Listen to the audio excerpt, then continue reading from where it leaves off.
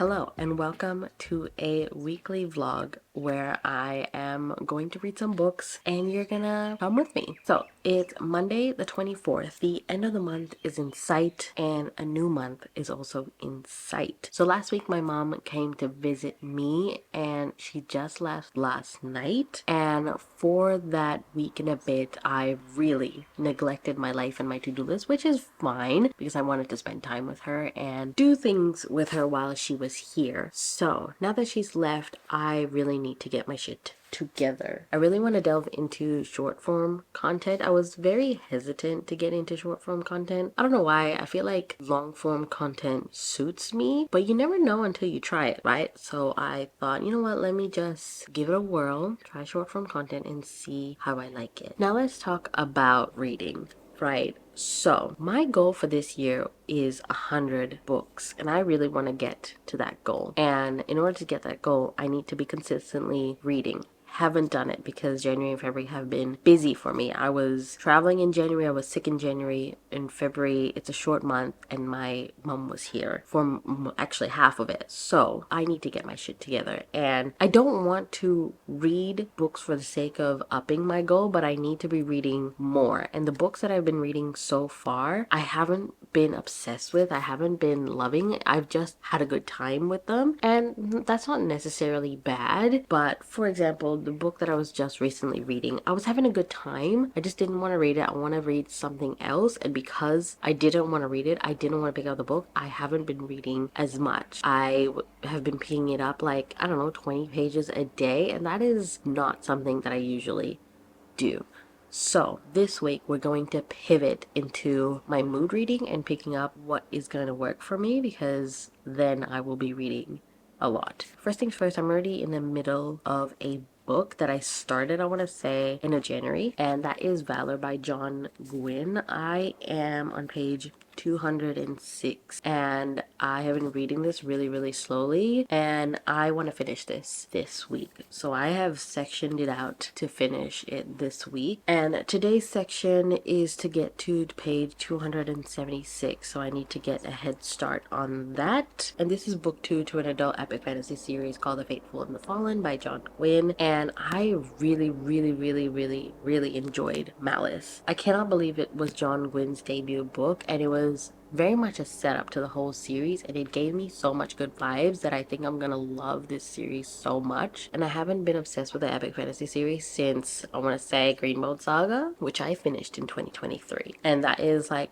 my all-time favorite fantasy series. So I think this series has a potential to be on that list because of how much I enjoyed Malice, but because it was all set up, it wasn't really 5 stars. I think I gave it 4.75 stars. We're dealing with the consequences of things that happened in book 1. We're still unraveling the prophecy in this. I don't know if I've mentioned what this book is about. I should have. So long ago in this world, there was a war between the giants and the humans, and it's more of a god war where it's good versus evil, and the giants were on the evil side, the devil side, I guess you could say. But the demon side, demon is more appropriate. And that war ended with the giants almost killed to extinction, and now present day, the giants are coming back. There are certain elements that relate to the war coming back, and there's a prophecy that was unearthed saying that there will be 2 champions, one on each side, that is about to start this god war up again. And this prophecy can be interpreted in many ways, and people are interpreting it in many ways, and they're trying to find the champion, or the angel and the demon side. I'm saying angel demon very loosely because that's just my interpretation of what the side is. So we have the black sun and the bright star, and we're trying to figure out who's the bright star and who's the black sun. And in book 1, I feel like we did really establish the roles of the black sun and the bright star, but I really think that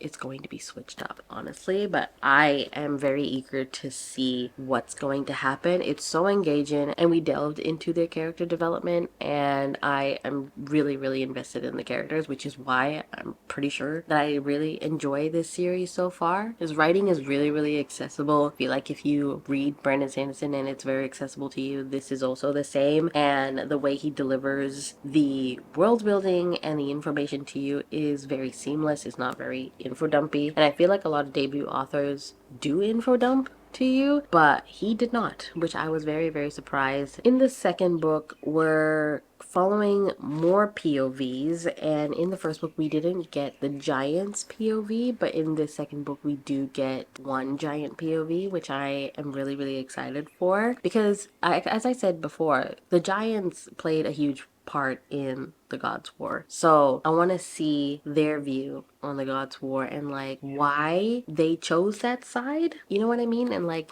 how did they come to choose that side? How did this happen? So I'm excited to read more of that and find out more about this world, more about this war, more about the gods, the angel and demon side of this. Is very biblical, I want to say, because snippets of information we get about the demon in this, which is Azeroth. He was an angel and he fell from the heavens, and then he became this demon. And then Elion, I don't know if it's his brother, but he is also an angel and he is on the good side. So it's very biblical, you know, like very Lucifer, Michael kind of thing. Very interesting, and I can't wait to see what happens because there's so much twists and turns. John Gwynn doesn't pull his punches. Characters die. There's an animal companion in this, which I'm terrified of. And we follow our main character Corbin when he was younger, and I think we'll see him grow up. And in this book, I'm pretty sure 2 years has passed from the first book, so we're seeing him develop, we're seeing him grow. Definitely trigger warnings for animal death in this, but for me it's not so hard that I just can't read the series anymore, so it's not so bad. But definitely enjoying the animal companion element in this. But anyway, can't wait to continue on with this and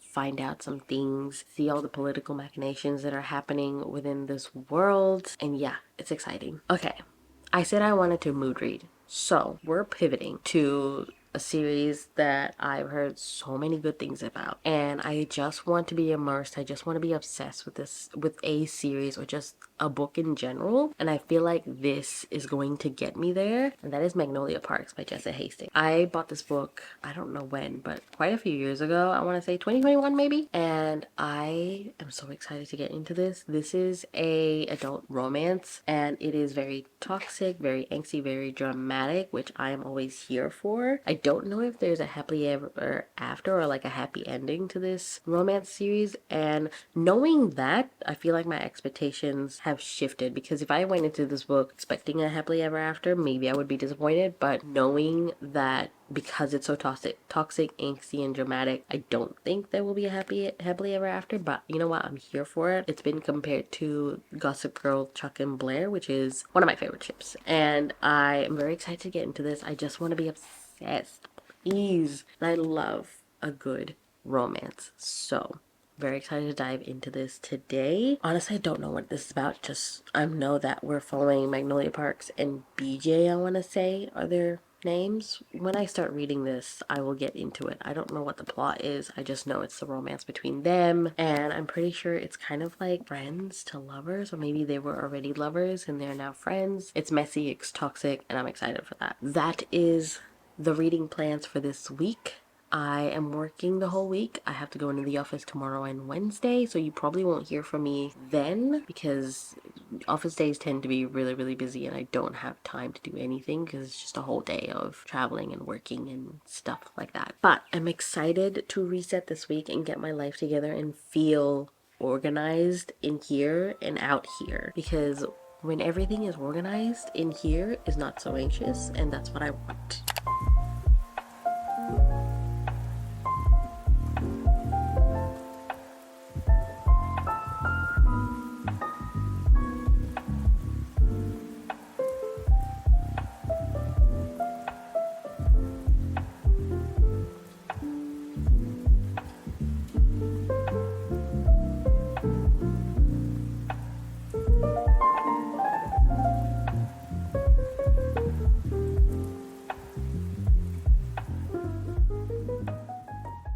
So I've made great progress with Valor by John Gwynn. I think in the beginning of the vlog, I was in the early 200s page count. I think I was about here. And now I'm here. I am on page 396. So I've quartered, almost, yeah, over halfway through. And the page goal for today is to get to page 458 from 396, which is fine. I've been keeping up with the page goal every single day, which is great. I haven't started Magnolia Parks though. I don't know why I do this. I think that I can read more than I can. And in reality, like I don't read as much as I think that I should read. So I don't know if we're gonna start Magnolia Parks this week, but I'm going to try and finish Valor as early as I can so at least I can get it in this week. So speaking of Valor, so one of the POVs in this, they're trying to find a safe haven, like they're trying to get from point A to point B, but that traveling aspect and finding that sanctuary has taken like half the book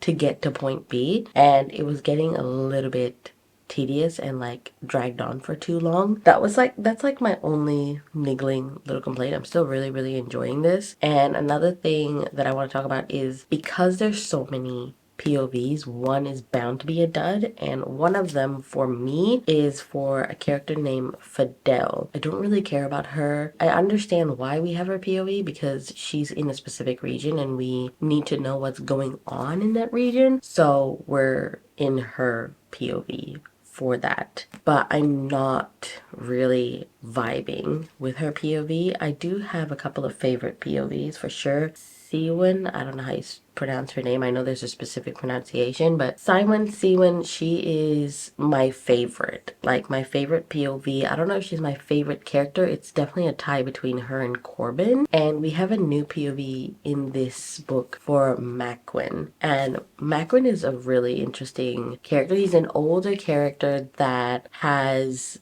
just experienced a recent loss, and he is dealing with an internal turmoil of him upholding promises that eventually he can't keep, or he fails at keeping those promises. And he also wants revenge on a specific person, and he has so much anger in him, and because of that anger he's trying to find a will to live to enact that revenge. It's just very cool deep dive character development that we're doing with Maquin. And another thing that I like what John Gwynne has been doing in his books is that even though yes we have many POVs, we also still have side characters that we don't have POVs of, but we still see their character development, and it's still just as good or just a little bit less than the actual characters that we're following in the POVs. I think the shining thing in John Gwynne's book so far is the character developments and how he is plotting things as well. I haven't gotten to the payoff because we're only in the second book. But anyway, I'm having a good time. I'm still very engaged. I'm not bored at all,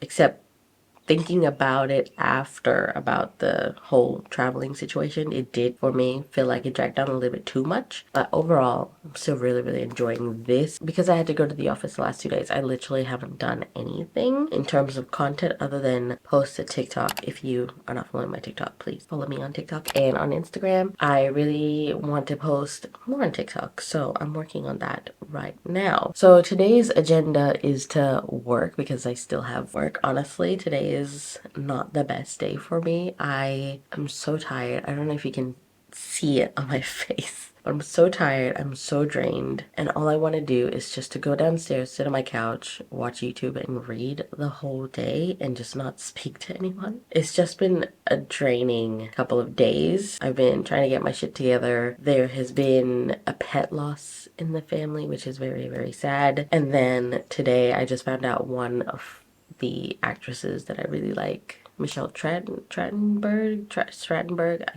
I can never pronounce her last name. She was only 39 and she died. She is from Buffy. She's from Gossip Girl. She's from Ice Princess. A lot of things that I have really enjoyed and have known her for that. It's just been a really sad 2 days. But anyway, we move. I don't know exactly what the plans are for today, but I just need to work and also get to my page goal for today or more if I can manage that. Also, on a lighter note, does anyone have a Kobo? Please let me know in the comments what you think of your Kobo. I'm thinking of getting a Kobo Clara black and white, and the reason why I want to get one, even though yes I do have a Kindle, the reason why I want to get one is because I have been reading more library books, like way more than usual of library books the last couple of years. And before this, I used to just borrow it from Libby, download it, and try and get it into my Kindle. It's a whole complicated system, honestly. But recently, it's been really hard to get it into my Kindle because Kindle has been cracking down, or Libby has been cracking down with their, distribution things, which is fine. I am not like pirating or doing anything like that. I literally just want to read on my Kindle instead of reading on my phone. I just want it to be in the device so I can read it. And in Australia, Kobo is the e-reader where you can send your library books to the e-reader or just borrow it from your e-reader so you can read it on there. So because I've been reading a lot more library books, or library ebooks, sorry, that I want to get a Kobo. If you have a Kobo, please let me know what you think about it. It is definitely pricey, but I did pay more for this than the Kobo Clara. I know the Kobo Libra looks really enticing because of the color and the page turning, but I did have an Oasis. It was okay. I just really want a smaller device because this one is about 6.8 inches of screen. I just want a smaller one, so a Kobo Clara would be great. I just got a new bag in the mail, and it's my new work bag, and I need you to see this. I mean, hello? Who is she? She's a corporate girly. That's who she is. I freaking love this bag. It fits everything, and it could also fit a lunchbox. I love this bag. I mean, look at it in all its glory. It is so cute.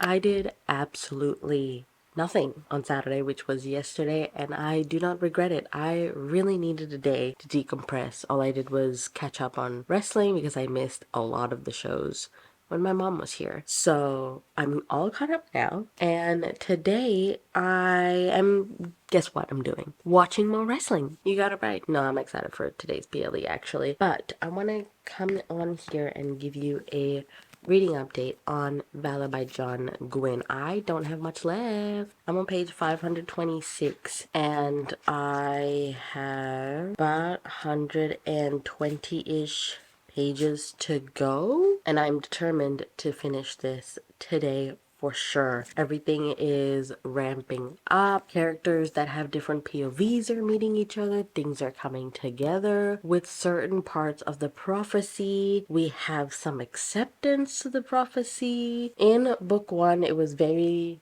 dormant in terms of like the war. There was a lot of build up and talk about the prophecy and trying to match stuff with the prophecy. And then book two is definitely the start of the war that we're seeing. I don't know if it's like the all-out war, but definitely the start of a war, and we're seeing the consequences of that and how they're going to thwart the person starting the war. It's just so much political maneuvering, so much action. I'm just having such a good time. I just love the plotting in this series, and I'm actually thinking of just going into book three and slowly reading it that way, but I don't know. I haven't decided yet. I really just think March is going to be Mood Read March because I have quite a few books or like a specific genre that I want to read, and that is like literally romance, dark romance, fantasy romance. Like I just want to read that so badly, and I'm going to mood read in March, bar a couple of like mandatory reads. I don't know if I'm going to do a March TBR just because I'm going to be mood reading the whole time, so I only have like 2 books that I want to talk about. So I thought I'd just mention in this vlog, and maybe I'll mention it in like my February wrap up or something. So the books that I need to read is 1, Ruin, which is the 3rd book in the Faithful and the Fallen series, and 2 is The Rebel Witch by Kristen Cicarelli, or Cicarelli, I don't know which pronunciation is it, but this is the second and last book in the Crimson Moth duology. I just read Crimson Moth a week or 2 ago. I enjoyed it so much, guys. I loved the romance because yes, it was very fastly developed because it was very fast paced, but I love the conflict of the romance. We're basically following two main characters, Rune and Gideon. Oh my god, bird. We get it. Please ignore the bird while I speak. Anyway, we're following two main characters, Rune and Gideon. And Rune is a witch and Gideon is a witch hunter. And in this world, witches are hunted down. And Rune is trying to get a witch friend of hers, or just a witch, out of imprisonment, and the only way to do that and get information about said witch is to check up to a witch hunter and get information out. That way in comes Gideon Sharp. He is the number one witch hunter, or the ruthless witch hunter, and you know, they have feelings for each other, and it's so conflicting because Gideon is also trying to find this witch called the Crimson Moth, who's kind of like a vigilante witch, and he thinks it's possibly Rune. So they're kind of getting information out of each other, and like, it's so will they, won't they, so angsty. It's just such a back and forth and such conflicting emotions that I was just eating it up here for the drama, and I was having conflicting emotions as well because of it, and I just really enjoyed it. So I really want to get to book 2, which is coming out next week, and I'm gonna extend this vlog to next week because I feel like I haven't been updating as much or showing my life as much just because work has been so busy. I don't know about next week, so I thought I'd just show it to you just in case. And we've only read one book in this video, and I want to read more in this video, so I'm gonna finish this today after my wrestling.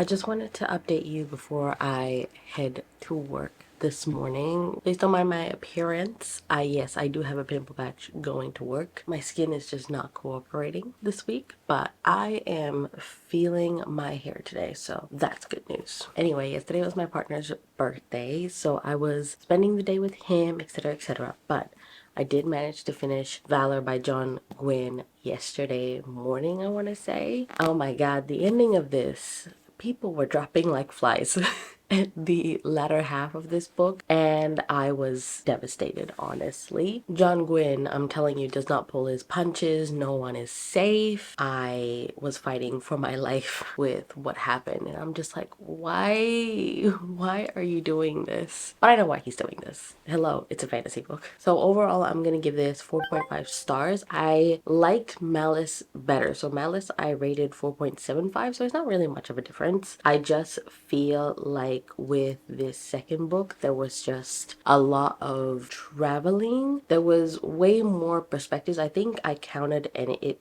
was about 11 to 12 perspectives in here, POVs in here, which is crazy. So I feel like because we were jumping through so many perspectives, we didn't get much needed time with each character, whereas in Malice you got like just enough. I think it was like 6 or 7. It was just enough, and you really got to know the characters more and more as you read them. But because there was just so much POVs in here, I felt like that was a bit lacking. I think that's the thing with John Gwynne. He's taking all these classic tropes like, you know, God Wars, prophecy, chosen one type of thing, but I feel like he's doing it really well. I was actually reading on my Kindle and I highlighted a few bits, so once I was done I was going back and like highlighting physically in this and like writing notes and stuff. I don't know if you could see that, but I did highlight and write notes in there. So as I was going, I actually saw the Easter eggs that he was putting down for like the end and how everything comes together, and I'm like, damn, plotting in this is really good. I think that's one of my favorite things. I like seeing things coming together in the end. He's doing a great job. And like how this book ends, there's definitely a shift with everyone. Like in this third book that we're going, I don't know how it's going to play out because it's a very prominent ending and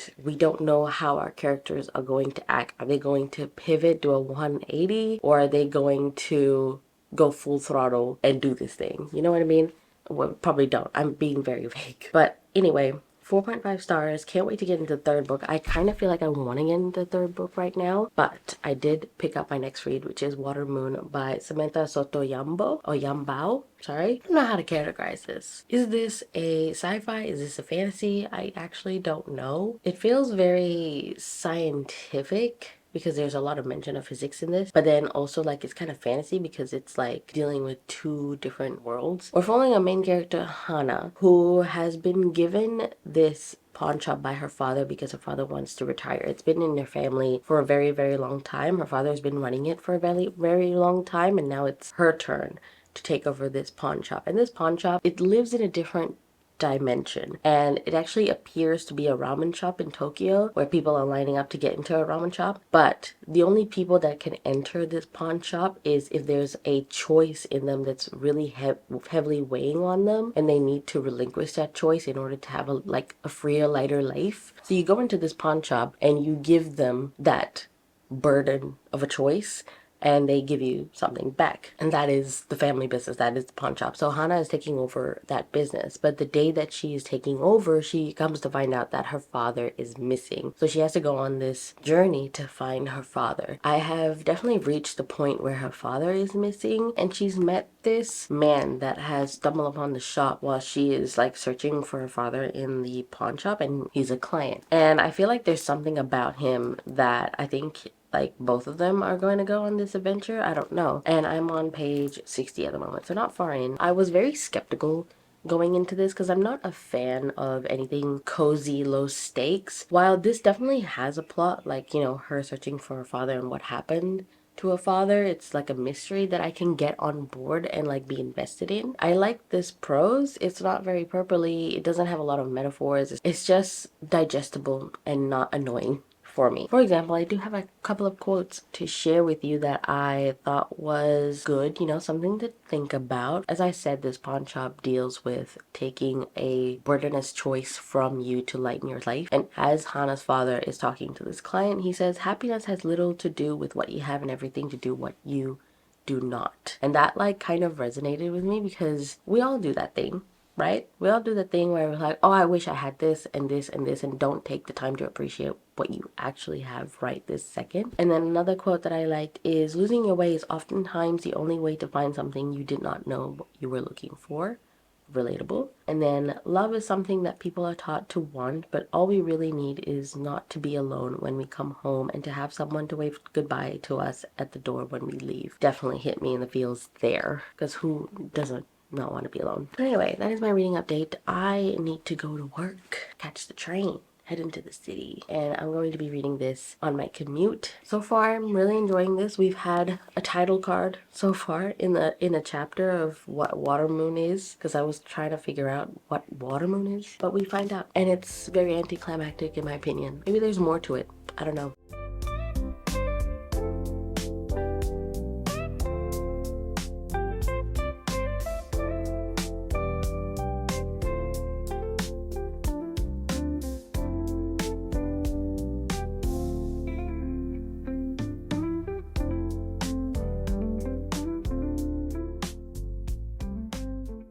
I thought I'd come here and update you before I start work for today. It is Thursday, the last day of the vlog. So I got actually a bit of an update for you. So I think the last time I spoke to you was Tuesday morning, and at the time I was reading Water Moon by Samantha Soto Yambao, and I was saying that I was liking it. I liked the writing style, but I was a bit wary because it was going down like, you know, the fever dreamy, the dreamlike atmosphere and tone, and a bit of whimsical magical realism, and I was right, and I wasn't having it. Like, I knew, like, there was a chance that I wasn't gonna like this because of the magical realism aspect, but I wanted to give it a try anyway because the plot sounded interesting. I thought it was gonna be a little bit more like a cozy sci-fi fantasy. Please don't mind this dog.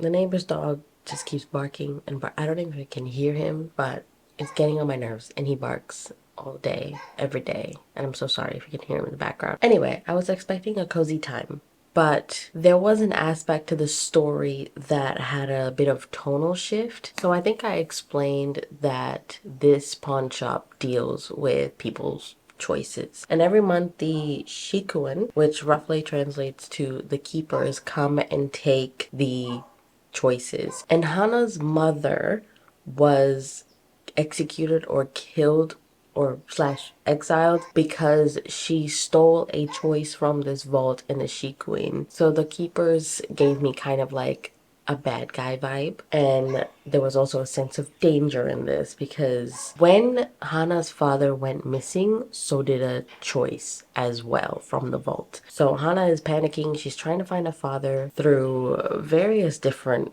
places, but there was other magical realism stuff that I wasn't really into. But anyway, I lost interest in this. I was actually buddy reading this with my friend Sam, and he continued on, but he ultimately rated it 3 stars. It was fine. It was highlightable writing, which I did highlight a few quotes, and the twists and turns, he did spoil it for me because I wanted to, and I made a prediction about something really early on because I DNF'd it at page 78, and it turns out I was right. Twists and turns were very far-fetched, at least like my opinion and his opinion. And it was just a fun time listening to his reactions to the twists, the plot twists, and how the plot progressed. And ultimately, he gave it 3 stars. He thought it was fine. I kind of thought the same thing, and I didn't want to continue because I was very much in the mood to read other things. And I feel like if anyone likes the vibes of Starless Sea, not the writing, but like the vibe of you don't really know what's going on, you're trying to find things out, this definitely might appeal to you. And another thing I wanted to point out as well that was bothering me is that each chapter felt like a different story. Like it felt like a short story, or even each paragraph, it kept jumping in time, jumping perspectives, but also like things were being imagined. It was really weird. I wasn't keeping up with it. I wasn't tolerating it. And again, my preference. And then after I DNF'd Watermoon, I picked up Magnolia Parks by Jessa Hastings. Can you tell by my excitement how I feel about this book? Can you tell? I started this on Tuesday night, and right now I'm on page 172. All I want to do is read this book. I'm obsessed. This is a contemporary romance book following our main characters, Magnolia and BJ. And they're kind of like, they're rich socialites in London, I want to say. Yes, it's London. It takes place in the UK. Magnolia and BJ are the it couple in England. They're always making the gossip tabloids. Think Gossip Girl, Blair and Chuck.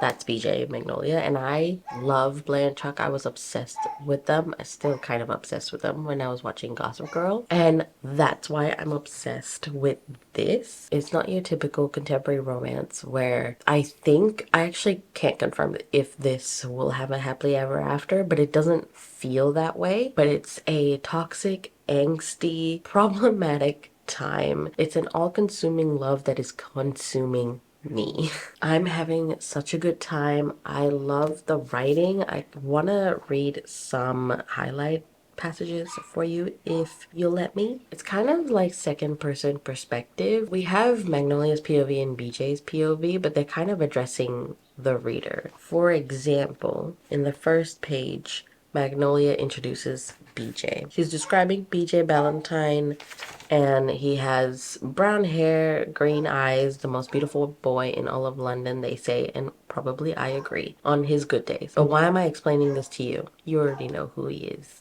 So it's like addressing the reader, which I don't mind at all. Kind of actually love it. I'll read this one. This is one of my favorites. He laughed once, all cool and calm, and I think if we all could have peeked behind heaven's curtains at that moment, we'd have seen those old fates knotting our threads together, me and Beej, in this pure, sunny, inexorable, undoable way. I said knotted, not tied, because I don't know whether we'll ever come undone. Not easily, anyway. I can't. I can't. It's so tragic, all-consuming, and I am obsessed. Normal is relative, I know. Normal for two broken hearts who can't fit their pieces with anyone but each other. But the truth is, when you love someone how we were in love, it didn't matter what he'd do to me. He could have hit me with a bus. Kind of he did. I innately still would have done everything I could to make him not feel what he was feeling. For so many years, his pain was my pain. But that pain, the one he was crying about then, was mine. And then I will give you a last one. I know, I'm sorry. Everything wonderful, everything magical, everything painful, everything beautiful and spectacular and wretched and defining that has happened to me happened with him, and I hate him for that. I cannot. I'm literally obsessed. I want to read the whole series now. I'm pretty sure the second book follows two different characters, Daisy Hates and Christian Hems, who do appear in this book, and I've already met them, and I'm very excited. I cannot wait to read this and finish this, and I'm so excited to binge the series. That is the plan for this month. No one's stopping me. It's gonna happen.